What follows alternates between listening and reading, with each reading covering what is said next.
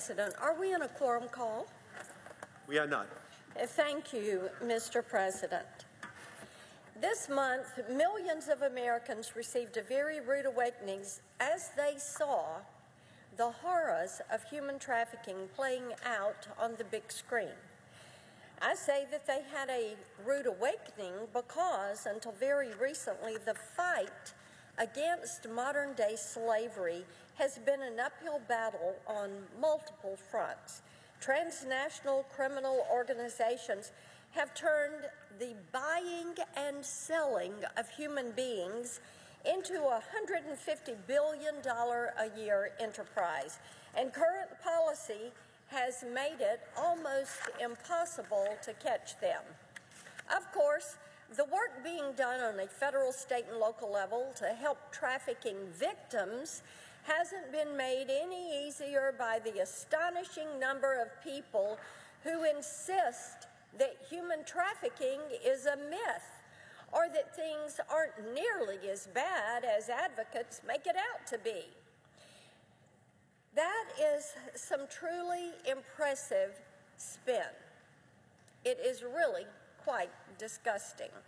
And right now, the American people are wondering why that is the message that apparently is driving this administration, and unfortunately, some of my Senate Democrat colleagues, when we have so much evidence to the contrary. Human trafficking is an epidemic. Tennesseans have asked me, and they want to know, how could this happen in this country? How could this human trafficking issue have gotten to be so bad, and what are we going to do to stop it? I will tell you, the data does not lie. In the interest of setting the record straight, I want to start by offering to my colleagues a few statistics showing us just how bad things have gotten for the victims of human trafficking. That $150 billion per year figure that I mentioned a few moments ago doesn't come from me. It doesn't come from a nonprofit. Mr. President, this comes from this administration's Department of Homeland Security. That is their assessment. That is their number. If you want to look it up, I encourage you, go to the report that DHS issued in January. You're going to find that stat on page 2 of that report. Yes, indeed, selling of human beings, trafficking of human beings is indeed a $150 billion a year business, and it is happening right here.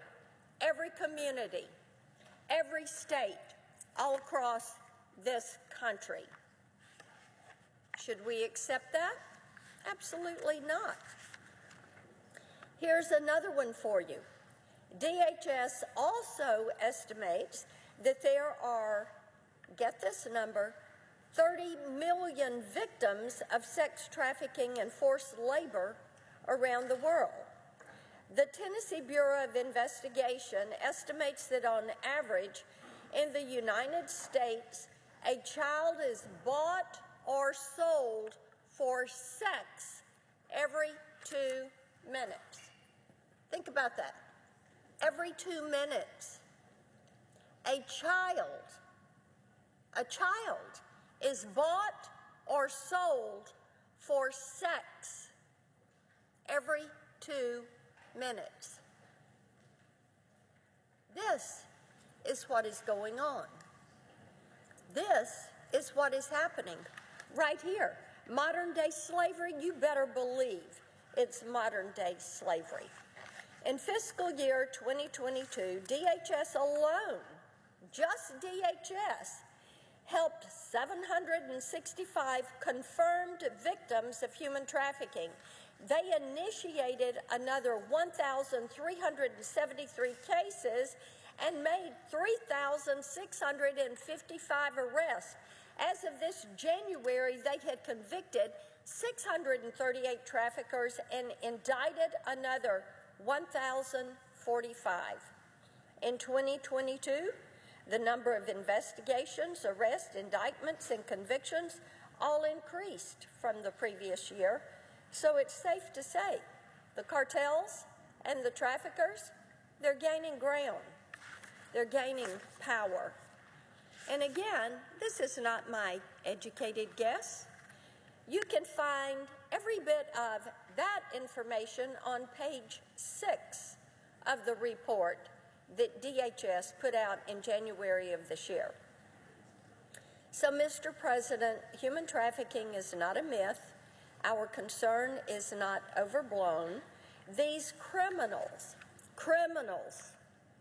violent, vicious criminals, are hiding in plain view in your cities, in your communities, in your states.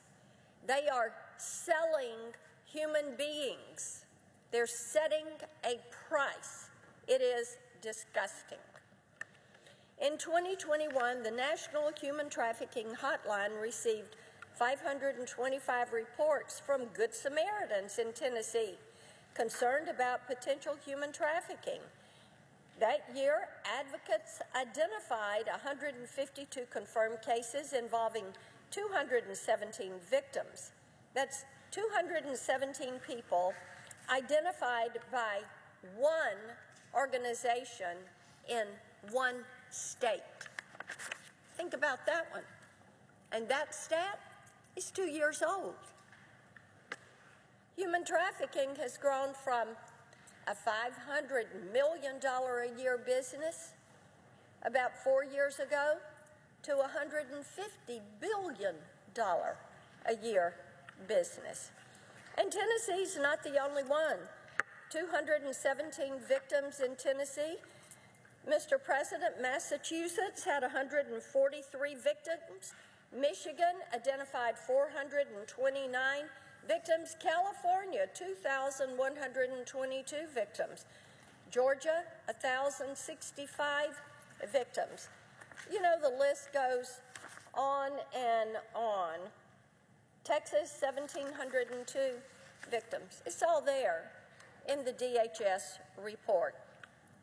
If you drill down to the local level, you're going to see it gets even worse. Because this is where the survivors come for help. The Community Coalition Against Human Trafficking, which serves survivors in the Knoxville, Tennessee area, handled 408 referrals in 2022. The situation was dire, or so they thought. And yes, indeed it is. But guess what, Mr. President? This year, it is worse.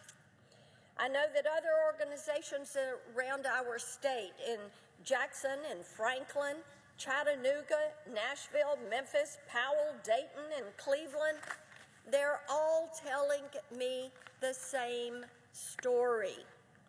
I don't know how any serious person could look at these numbers and claim that the horror stories these advocates have heard are part of some elaborate conspiracy theory, to say that human trafficking is not happening, to say that, well, it's a falsehood meant to distract from the root causes of human trafficking. No, it is happening.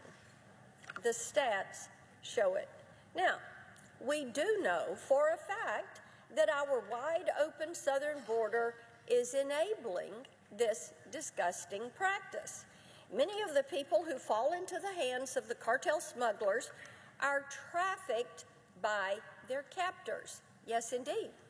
Many are women. Many are children.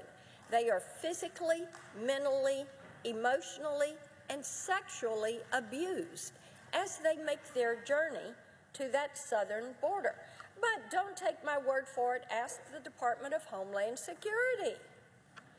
Now, they know it's an issue, So they've allocated more than $60 million to the Counter Human Smuggler campaign and sent more than 1,300 personnel to the southern border and into Latin America to try and stop it.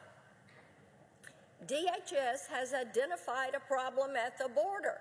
So why can't Congress put politics aside and do the same thing and admit that these children, these women, need our attention and our help? This is a humanitarian crisis. This year, I've introduced 2 bills that would throw a wrench in the operations of these trafficking rings and help the local border patrol and local law enforcement regain some ground in this fight that they seem to be losing. The Save Girls Act would establish a $50 million grant program for states, localities, NGOs that work to prevent the smuggling and trafficking of young women and girls. We know that most of the innocent people who end up in the hands of sex traffickers are indeed young women and girls. And even if they do manage to escape, we see many of these women fall victim to domestic violence and to drug abuse. They are trapped in a system. If the federal government is not going to secure that border and stop this, it ends up with local entities. That is why the Save Girls Act would put resources into the hands of these local law enforcement agencies and NGOs who are trying to rescue and save these women and girls from this. Heightened border security is a necessity, but it won't save the women who've already been forced into servitude. And as I said, many of them are in your communities. They're hiding in plain sight. Having those funds locally will help to save them. But there are also things we can do directly at the border to pull young women out of the hands of traffickers before they disappear into the country. Last month, I reintroduced my End Child Trafficking Now Act, which would crack down on the practice of child recycling, which is horrendous, absolutely disgusting. It would mandate DNA testing for migrants coming across the border with children. My bill would require up to a 10-year prison sentence for any person who lies about their familial relationship with a minor. If this sounds familiar, it's because it's an old policy that was very successful in the previous administration, because the data that was collected from that one pilot program, what we learned from that was that 30% of the children presenting at that southern border, 30% have no relation at all whatsoever to the adult that is bringing them to that border. These children are enslaved. And what happens? That adult gets through, they send that child back to the cartel, and they attach them to another adult the cartel is trying to get into the country. Passing the End Child Trafficking Now Act and implementing DNA testing at that border would help save lives. This is something that we should do on a bipartisan basis. The problem of human trafficking is intertwined with so many other issues that we are charged with handling every day, and you can find connections to border policy, immigration law, criminal justice, and even to the NDAA and defense policy. As many of my colleagues know, I filed the End Child Trafficking Now Act in the form of an amendment to the NDAA, and I've asked for a floor vote on this issue. The U.S. Senate should be heard on this issue. So, of course, I ask for support of that amendment. But no matter what people decide to do on this, I would remind my Democratic colleagues that they cannot hide from this issue just because it would force them to ask some serious questions and policies about the policies of this administration. The American people are figuring this out. Every 2 seconds, a child is trafficked and sold for sex. Excuse me, every 2 minutes, they are trafficked. They are sold for sex. What they've seen this month has driven them to start asking questions. And I'm so glad so many Tennesseans have paid attention to the media around this issue. The Nashville Anti-Human Trafficking Coalition normally welcomes about 3 new volunteers every week. Now, on average, 38 new volunteers per week are reaching out and saying, "Tell me what I can do to help rid our community, our state, our nation of this problem." I hope other organizations across the state and the country are seeing the same wave of support.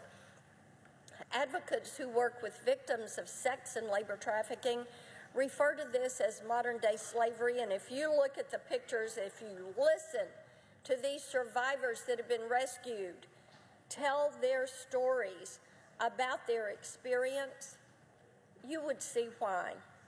They've been raped, abused, stripped of their dignity. They live in fear, and many of them have been in bondage so long that they have lost their sense of self.